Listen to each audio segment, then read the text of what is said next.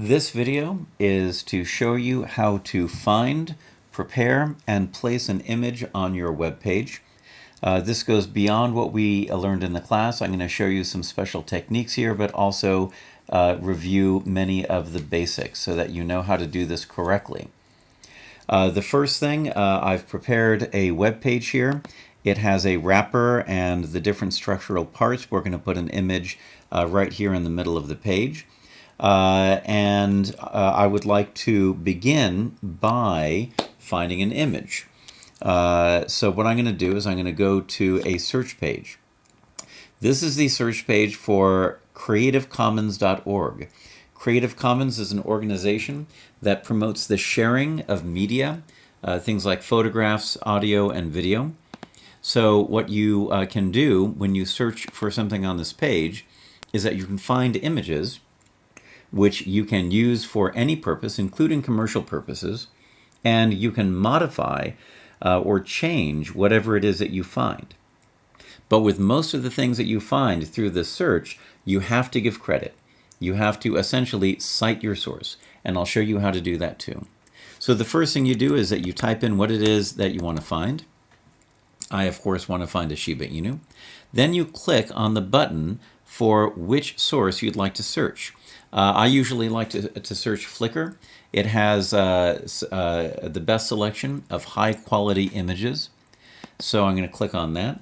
Also, there's the least chance that these images will be stolen. When you search on Google, it's very common that people are using images that they took from somebody else without permission. So when you're using an image from Google, you never know if you really have permission to use that photo. So I'm going to use this photo right here. And I'm just going to click on it. This photo has some information at the bottom. It shows you who took it. They don't always give their real name, but this is the name that you should credit on your web page. In this case, Taro the Shiba Inu. Sounds silly, but that's the name that they've chosen for the artist. Over here, you've got a download button, so you can download various sizes. I'd like to get the original here. Mainly because I want to crop and edit this. I'm going to save it on my computer. When you're going to crop an image, then you usually want the best quality size that you can get. Now, I don't want to leave this page because I want to get vital information from it. First of all, I want to get the URL. So I'm going to go up to the address bar, and I'm going to copy that. I'm going to bring it back in, and I'm going to make a temporary note at the bottom of my web page of the URL for this. That's a very long URL. I'll get back to that in a few minutes. And then I want to get the name, or at least the given name, of the artist who owns the copyright for that photo. Now, I could go to the blog or perhaps some other page that they've linked to here. And if you can find the photo there, you can use that as a link as well. But if you can't find the photo there, then you should not use that as your link. So that's the name of the artist. I'm going to reuse this a little bit later, and then I'll erase it from the bottom here. I'm not going to leave that there. Okay, you might even want to bookmark it. That wouldn't be such a bad idea. But I've got the link and I've got the artist name, so I'm going to leave that page right now. So I've prepared a folder on my desktop right here. Here's the image that I just downloaded. I'm going to drop it into my image page here. And here's my index file, and I have a special folder for images. I'm going to drop the image in the images folder. So what name should you give it? Well, of course, you need to follow the rules. You need to keep it lowercase letters or numbers or underscore and dash. This name is legal, it's okay. It's just incredibly hard to remember, and it's not descriptive. So I'm going to just type Shiba Inu.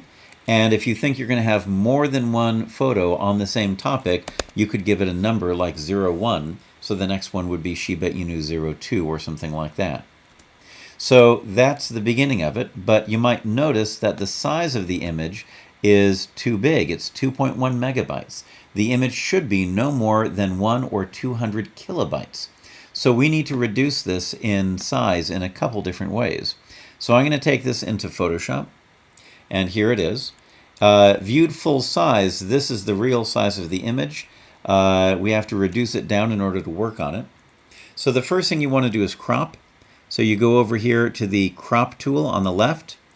Then you can set the crop. In Photoshop 6, you can pull it in from the sides. I'm using Photoshop 5, which means I just apply the tool directly. But that is the image that I would like to use right there. Now, if the image is slanted in some way, you can rotate it and get the image like that, but I don't need to do that. So I'm just going to put it back to a straight crop right there. And when you're finished, just hit Enter and or click back on the main selection tool right over here. So now I have the image in the form that I want it. That is to say, I've cropped out everything that I don't need, but it's still way too big. If I go to the Image menu and go to Image Size, then I can see that the width is 947 and the height is 1199. So this is obviously way too big. You should have measured your page and figured out what size you want the image to be. So this one I want to have be 350 pixels wide. That gives me a height of 443. You might even want to write down these dimensions so that you can know what they are later on. But in any case, I'm going to now resize it. Now I've got the picture both cropped and resized as I like. I'm then going to go to the File menu and I'm going to Save for Web and Devices. This is all in the Photoshop exercise. I'm going to make sure that I am saving this as a JPEG. I am going to make the quality around 60. And I just want to make sure that the picture is less than 100 kilobytes. It is. Almost any picture you use should be easy to get below 100 kilobytes. And now I'm going to save it. I'm going to put it on my desktop inside my image folder.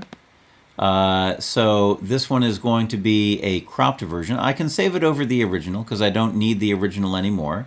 Or I could give it another name. I could call it Shiba Inu 02. I'm just going to actually save it with the same name, so that's going to replace the original photo. I'm going to save it. It's going to ask me, do you want to replace that other photo you had? And I say yes, replace. And now I've got it. So now if I go to my folder, I can see that I've got Shiba Inu 01 here. And it's now only 50 kilobytes.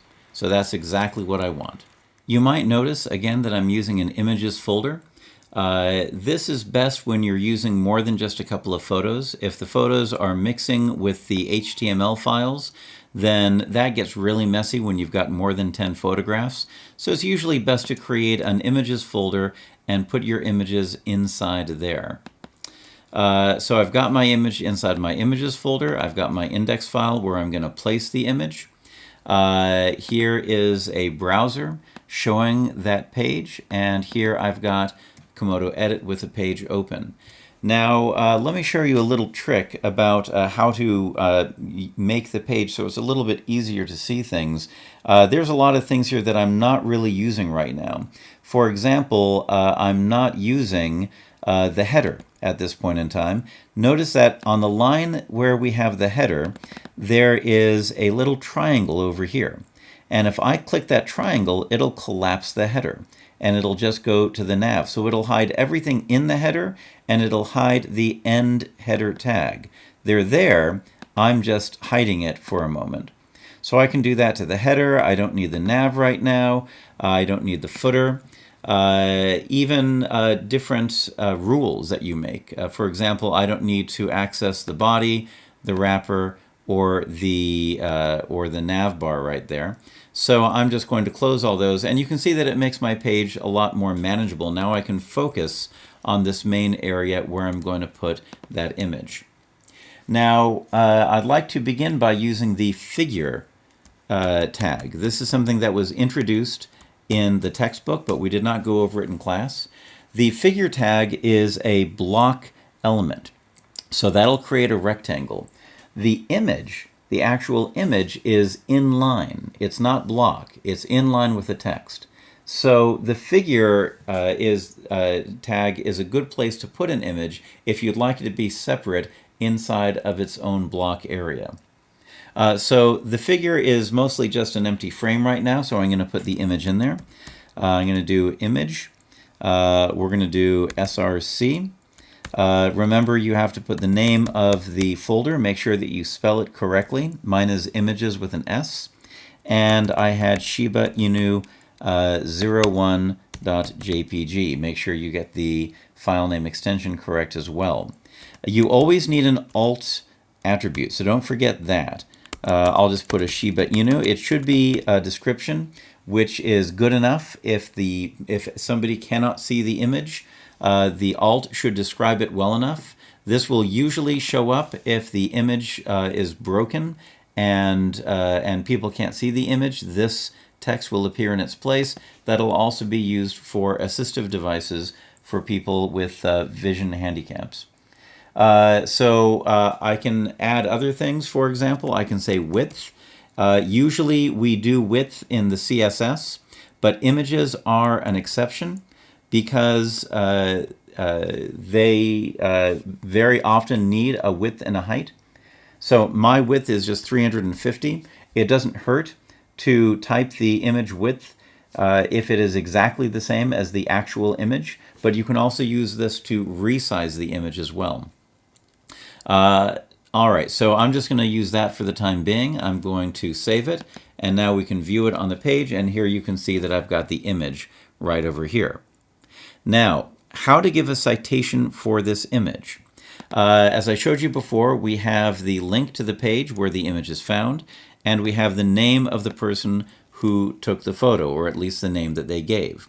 So I'm going to cut the name of the person, and I'm going to put it here in a title attribute. So title allows you to see text as a pop-up if you hover your cursor over whatever it is you're adding it to. So I put title equals Taro the Shiba Inu. I should probably add image by Taro the Shiba Inu.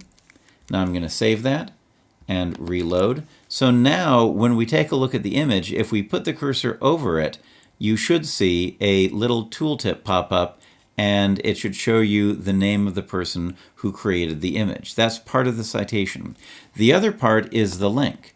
Now this URL is the link to the image. So if I take this and copy it, go into my browser and just paste it in the address bar, then it'll take me to that page. But one thing you'll notice, of course, is that this is an incredibly long link, and it's a little bit unwieldy. So there's a way that you can get around that. The way to do that is to go to a website called Bitly. You can go to it at bitly.com or bit.ly. And this is a web page that shortens URLs for you. So we have this really, really long URL right here. So I'm going to copy it, and then I'm going to bring it in over here and paste my link right in here. Now you can see it's going to be way too big. It doesn't even come close to fitting. And now that I've typed it in, it gives me a shortened address. This is now an address to the exact same place. You can see that this right here is actually that right there. So now I'm just going to copy it, or you could copy it from up here, whichever way. And so now if I copy it down, if I paste it down here, you can see it's way shorter than the original link. But it goes to exactly the same page. If I go to a new tab in my browser and I paste that little bit.ly address, and then I hit enter, you'll see that it takes me to the exact same page. So let me close these pages, and now I have my shortened link that I can use in my website. So I don't need this really long one anymore. I've got the shortened one. And then I can just take that, and I can make the image itself into a link.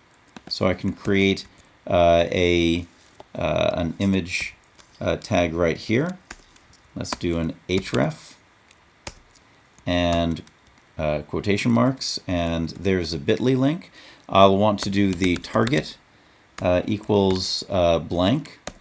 Now, by the way, I should note that the target equals blank is really only something you should use when you're making a link to another website. Many students in the class use target blank to go to another page in your site, and that is something you shouldn't do. You should only use target equals blank when you're linking to a different website altogether. Okay, then I need to put the end link at the end of that, and there we go. And so now I have my citation.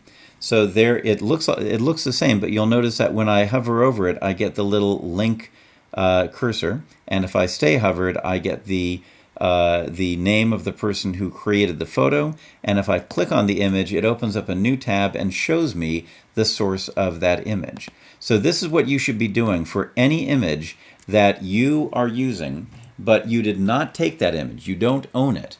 Then you should do this process that I've just shown you. You should create a link to the page where you got it, and create a title. So a tooltip or little announcement will come up showing who is the actual owner of the image. So I'm going to now add a caption to the photo. So this is this uses the element fig caption, and under fig caption I can say a Shiba Inu in the park. I know I've misspelled that. Let me go back and get Inoue. There we go. And now when I save it and go back, you'll see that the caption is right there. Of course, what I can do is that I can then go into my style tag here. This should, of course, be a style sheet. So your projects, all of your work now should, or actually must use style sheets. So I would move this to a style sheet later on, but I'm doing it here for convenience. So I'm going to say fig caption, and I'm going to say that the font family is going to be Arial, and that'll be a sans serif font. The color of the font is going to be gray. The font size is going to be 10 point, and the font style is going to be italic. There we go. So now when I bring it up again, you'll see that I've got a more appropriate style for my caption. Captions usually should be a smaller font. They're very often italicized, so that is why it's appropriate for that. Now let's take a look at what the figure looks like. So this is a figure tag. You'll remember that that block tags always fill the available space on the page from left to right. So I'm just going to go in and say figure, and I'm going to give it a border so we can see what it looks like. 1 pixel, solid, and red. And now when I come back, that's what it looks like. So this red outline, that shows the boundaries of the figure tag. So you can decide then what you want to do with that. For example, you could make the figure tag be a lot less wide. The image is 350, so you could make the figure have a width of 400 pixels, and that would give you a little bit of room to play with, a little bit of extra space. You could, for example, add a some padding, and maybe give it 10 pixels of padding. And you can see that now you've got even more space on the other sides. You don't need to have this extra space here. You could keep on shrinking this. I think 370 or 350 might do. But if you want it to be bigger, you can make it bigger, of course, and then you can center the photo inside of it. I'm going to take away the width completely, so that now the width is all the available space, because I would like this image centered right here. So I'm just going to go into figure, and I'm going to say text align is going to be center. And because both the fig caption text and the image itself are inline, that means that both of those will be centered right there. And now if I take away the border, you should be able to see, whoops, you should be able to see that it looks like it's now floating in the middle of the page. Now, you should do this if you don't intend to have anything on the left or anything on the right. If you want to have something on the left or the right, then you would use the float property, but we haven't learned that yet. So for right now, I'm not going to do that. Okay, so that's how to use figure and fig caption. I've shown you how to give a citation, so let me just give you one more thing. I'm going to show you how to do a little bit of a special effect using the image. Some of this is advanced, some of it you already know, but let's take a look at what we can do. I'm going to create a class because I might want to use this several times with several images. I'm going to name it photo. Photo is not a tag or element or property or value, so that's perfectly usable as a style name. And I'm going to begin by giving my image a border. Excuse me. There we go. I'm going to make it 1 pixel, solid, and gray. I could, of course, do RGB, and then maybe, for example, 130, 130, 130. That's about the same. And now when, if I were to reload the page, nothing would happen because I did not apply the class to the image yet. So I would have to go back into the image tag. If I want to separate these out so you can see where everything is, you'll notice that this is the image tag right there. So I'm going to put class equals, and this will be photo. So now when I reload, now we get the gray outline. It's very hard to see, but it's there. But I'm not finished yet. I'm just getting started. Now I'm going to create a padding, and the padding will be, let's say, 15 pixels. Now the padding will create an extra space between the photograph and the border that I just drew. So if we reload, we'll now see that it looks like we have a white border between the photo and the border here. Not a border, but we have a padding, a little bit of space between those two. But we can still see the background color behind that.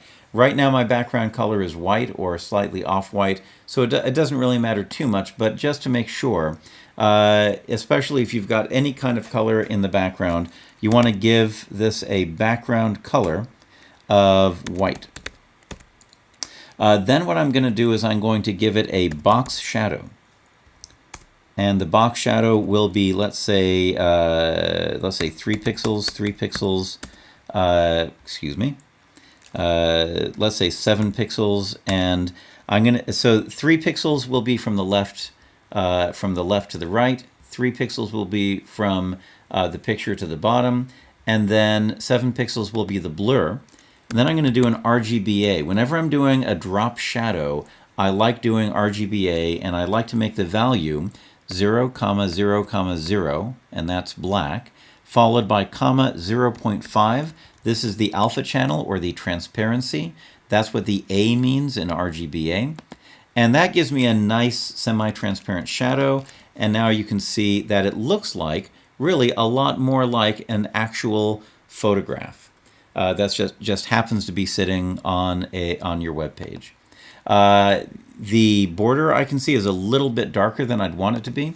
Let's make that 80 by 80 by 80 and see what that does. Oh, I'm sorry.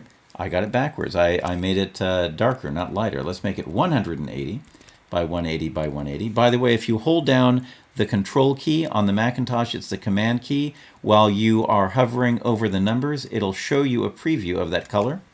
So I'm going to save that and reload. That's a little bit better. Okay, so that looks like a photograph a bit. I might want to make the padding be a little bit bigger, maybe 20 pixels. That might look a little bit more like a photograph. But it also looks almost unnaturally straight. I'd like to tilt it just a little bit. So what I'm going to do is I'm going to add one more property to the photo class, and I'm going to say transform. And what I'm going to use is I'm going to use rotate right here. and I'm going to rotate it. I'm going to do it a lot more than I need to so you can see the effect. I'm going to rotate it by 10 degrees. So put the number and then DEG inside the parentheses, and then I'm going to save it. It's going to be rotated more than I really want, but I just wanted to demonstrate this to you. There we go.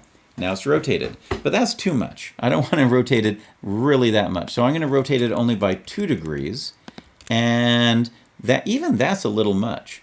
But you can see how it looks a little bit more natural, like somebody just threw it on the table. Let me try 1 degree. And that's probably enough. It's very subtle. It's almost not noticeable, but people will see it. Even if they don't notice it, they will feel that there's a little bit of a tilt to it, and that'll make it appear much more like a natural object on your page. If you want to rotate it the other way, you can do minus value, like -5 degrees, and that'll rotate it in the other direction. If you want to get crazy, you can rotate it 180 degrees, and now it'll be upside down, but you don't want to do that. So I'm just going to do 1 degree rotation, and there it is. So now you can see how I have a fully fleshed out photo. It's in the figure, which is then centered. It has a caption to the figure, which is styled appropriately.